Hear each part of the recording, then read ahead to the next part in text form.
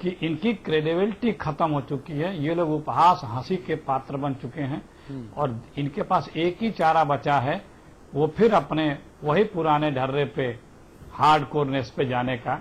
और जनता, ये देश उदारवादों का है, उदारवाद प्रवृत्ति के लोगों के चरण भी चूमती है और उन्हीं को टीका भी लगाती है। नहीं, और इसी उदारवादिता के चलते 1991 में जब आर्थिक उदारीकरण हुआ था, उसके बाद से अब तक घोटालों के 1000 से ज्यादा मामले सामने आ चुके हैं। ये भी इस देश की उदार जनता के सामने ही है कि घोटालों के बावजूद वो चुन के संसद पहुंच जाते हैं, सरकार बना लेते हैं। ये इस देश की उदार जनता ही कर सकती है। कांग्रेस के नौजवान उपाध्यक्ष भी बिहार और उत्तर प्रदेश में चुनाव जिताने के लिए गए थे। आप दोनों लोग विरोधाभासी बात किए, तो अभी उन्होंने कहा कि कोई जीत के आ जाए तो जनता की अक्लमंदी होती है, और आपने कहा कि घोटालेबाज जीत के आ गए। तो भाई हम किसकी बात माने, आप दोनों लोग बता दीजिए, अतुल जी, अमिताभ जी, ना उन्हीं लोग। सरकार बना लेने का मतलब घोटाला करने का लाइसेंस नहीं है। किसी का घोटाला दिखा है, अखिलेश जी, एक मिनट अमिताभ जी, किसी का घोटाला दिखा है तो कोई बचाया नहीं गया है। यहाँ घोटाला उजागर करने वाले तहलका के लोगों के पीछे पुलिस लगा के बंद नहीं कराया गया फर्जी। वो चाहे आउटगोइंग चीफ मिनिस्टर हो, चाहे कैबिनेट मिनिस्टर हो, जो वो कानून अपना काम किया, कानून अपना भी काम कर रही है। हाँ। और ये घोटालेबाजों को बचाने का काम नहीं किया गया है। इस पे कोई कांग्रेस को घेर नहीं सकता। अखिलेश जी, मैंने जो बात कही थी ना, है कि सरकार ने उस पर त्वरित कार्रवाई नहीं की, कोर्ट को उसका संज्ञान लेना पड़ा। अखिलेश जी, सरकार ने ही की थी जनाब, अखिलेश जी, आप जजमेंट पढ़ लीजिए। अखिलेश जी, मैंने जो बात कही ना, फिर अतुल ने जो बोला उसमें आपने कहा कि कंट्राडिक्शन है। मैं कंट्राडिक्शन दूर कर देता हूं, कहीं कोई कंट्राडिक्शन नहीं। जो भी सरकार भारत के आम आदमी के वोट के गर्व से निकलती है, वो हर सरकार मेरे लिए, समाचार प्रेस के लिए, मेरी संपादकीय टीम के लिए बराबर सम्माननीय है। एक बात, हर सरकार अखिलेश जी सुनिए तो, लेकिन सत्ता में आ जाने के बाद उसका मूल्यांकन मैं उसके क्रियाकलापों से करूंगा। मैं इस आधार पर उसको स्पष्ट नहीं मानूंगा कि ये नरेंद्र मोदी की सरकार है, ये नीतीश की सरकार है, ये शीला दीक्षित की सरकार है। इस आधार पर नहीं, शीला दीक्षित ने क्या किया इस पर समीक्षा करूंगा, नरेंद्र मोदी ने क्या किया इस पर टिप्पणी दूंगा, मनमोहन सिंह ने क्या किया इस पर टिप्पणी दूंगा। लेकिन सरकार की वैधता बराबर है मेरे लिए, क्योंकि हर सरकार भारत के आम आदमी के वोट से बनती है। बहुत बहुत राजनैतिक निर्णयों के लिए सरकार की कभी आलोचना नहीं की जानी चाहिए, क्योंकि वो जनता ने चुन के दिया है। लेकिन अगर कोई आपराधिक अपराधिकृत करने वाले को अगर जनता जिता भी दे, तो इसका मतलब ये नहीं कि उनके आपराधिक कृत्यों पर क्लीन चिट मिल गई। अखिलेश जी, यह पार्किंग का 5 साल का मिला ठेका नहीं है कि सुरेश, मैंने वही कहा, मैंने वही कहा, हर दिन अचानक से बड़ी संपत्ति आ जाए। मैंने वही कहा, लोगों ने उसकी जांच की, जिसको कंप्लेंट करना हो कंप्लेंट कर दे, दिखा है। सिर्फ अनर्गल आरोप आज इसलिए आरोप लगते हैं क्योंकि एक बड़े परिवार के रिश्तेदार हैं, सिर्फ यही रीजन है, दूसरा कोई रीजन नहीं है। जिसको कुछ उसमें कमी दिखती हो, अदालतें हैं, थाने हैं, कचहरी हैं, किसी ने किसी को तो रोका नहीं है, वो जांचें हो चुकी हैं, देख ले। हम ये करें कि अगर कोई गुनहगार है आपराधिक या आर्थिक किसी भी तरह का, तो वो जनादेश से उसके गुनाह नहीं माफ होते हैं, नहीं होते। इसीलिए जब मनमोहन सिंह जी ने एक बार लोकसभा में ये कहा था कि हम दोबारा चुन के आए हैं, जनता ने हमारे उस पर मोहर लगाई है, इसलिए मेरे नीतियों पर सवाल नहीं उठाया जाना चाहिए। तो भी मैंने कहा था कि आप अगर ऐसा होता, अगर ऐसा यही मान ले, तब तो फिर नरेंद्र मोदी कब के बरी हो गए होते, फिर आप नरेंद्र मोदी पर सवाल कैसे उठा सकते हैं? नीतियों ये सवाल है। तराजू बराबर रखिए, तराजू बराबर रखिए। नीतियों पे जनता जनादेश देती है, आपराधिक कृत्यों पे अदालत फैसले देते हैं। चलिए, बहुत बहुत धन्यवाद अखिलेश जी, बहुत शुक्रिया। पंकज जी, बहुत शुक्रिया। अमिताभ जी, आप बने रहेंगे। एक ब्रेक के उस पार बात उत्तराखंड की।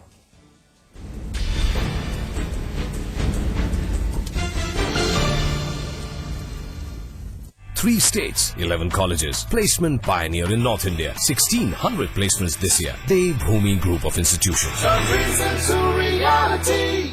अब उत्तर प्रदेश का हर एक छात्र दुनिया से बराबरी करने में सशक्त होगा। उत्तर प्रदेश सरकार ने वादा निभाया, लैपटॉप वितरण योजना शुरू हो गई है। हर इंटर पास छात्र अब इस योजना का लाभ उठा सकता है। सिर्फ लैपटॉप नहीं, यह है बेहतर शिक्षा का साधन। खोल दो इन खिड़कियों को, इन दरवाजों को, हाथों को फिर से हाथों में डालो। किसी को गुदगुदाओ, किसी को गोद उठाओ। दोस्ती करो, मोहब्बत करो। पास पास आओ, पास पास आओ,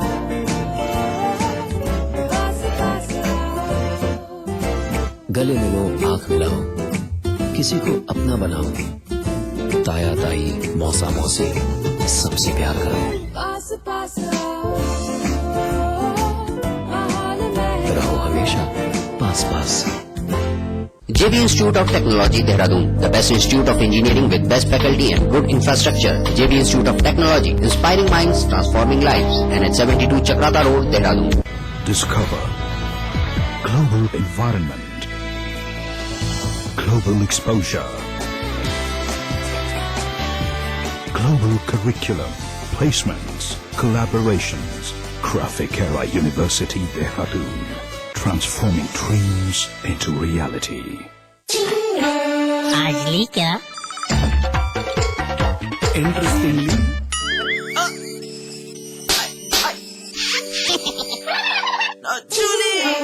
refreshing mini gums. आज ली क्या?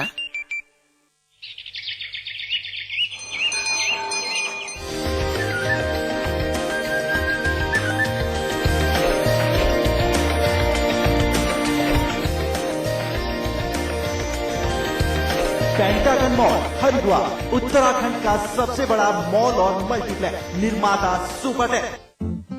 खोल दो इन खिड़कियों को, इन दरवाजों को, हाथों को फिर से हाथों में डालो। किसी को गुदगुदाओ, किसी को गोद उठाओ। दोस्ती करो, मोहब्बत करो। पास पास आओ, पास पास आओ, पास पास आओ।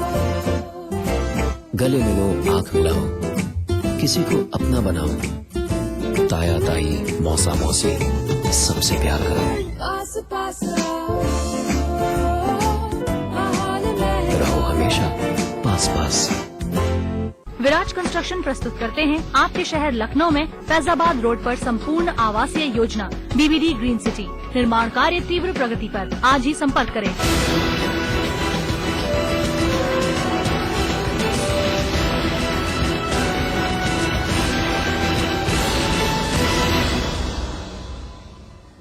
उत्तराखंड में अपनी मांगों को लेकर जिंदाबाद मुर्दाबाद के नारों के साथ धरना और हड़ताल करना एक आम बात हो गई है। सरकार भी हर बार दबाव में संबंधित मुलाजिमों की बात मान रही है, लेकिन लंबे समय से अतिरिक्त वेतन की मांग कर रहे पुलिस महकमे के चतुर्थ श्रेणी के कर्मचारियों की कहीं कोई सुनवाई नहीं हो रही। खास बात यह है कि नैनीताल हाईकोर्ट सरकार को इसके बाबत सेवा की नियमावली बनाने का आदेश भी दे चुका है, जिसके बावजूद कुछ नहीं हो रहा। हाईकोर्ट के आदेश के बाद पुलिस मुख्यालय ने इसकी सिफारिश सरकार से तो कर दी, लेकिन गृह विभाग समय लगने की बात कह रहा है। और जो चतुर्थ श्रेणी जो कर्मचारी पुलिस विभाग के, वो लगातार हैरान परेशान हैं। 24 घंटे की ड्यूटी दे रहे हैं, ना कोई छुट्टी, ना कोई दूसरी सेवाएं, ना सुविधाएं। उमेश अग्रवाल जी बीजेपी के नेता हमारे साथ हैं, सुरेंद्र अग्रवाल जी कांग्रेस के नेता हमारे साथ हैं, अविकल थपलियाल हमारे स्थानीय संपादक हमारे साथ हैं, और अमिताभ अग्निहोत्री जी तो हमारे साथ हमारे मैनेजिंग एडिटर दिल्ली से हैं ही। तो कैसे दर्द में जी रहे हैं पुलिस विभाग के चतुर्थ श्रेणी के कर्मचारी, ये रिपोर्ट देखिए, इसके बाद चर्चा आगे बढ़ाएंगे। उत्तराखंड में सरकारी मुलाजिमों का हाल बेहाल है। आए दिन मांगों को लेकर धरना प्रदर्शन और हड़ताल होते रहती हैं। मांगे मान भी ली जाती हैं, लेकिन राज्य में एक बदनसीब तबका ऐसा है जिसकी सुनने वाला कोई नहीं। हम बात कर रहे हैं सूबे के पुलिस महकमे के चतुर्थ श्रेणी कर्मचारियों की।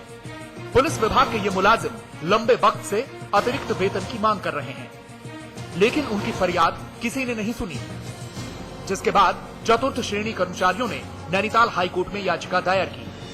याचिका पर फैसला देते हुए कोर्ट ने सरकार को नियमावली बनाने के आदेश दिए, लेकिन हाईकोर्ट के आदेश के अनुपालन में क्या हुआ, सुनिए सूबे के पुलिस महानिदेशक की जुबानी। जो पे स्ट्रक्चर है उस पर एक रिकमेंडेशंस अपनी दीजिए।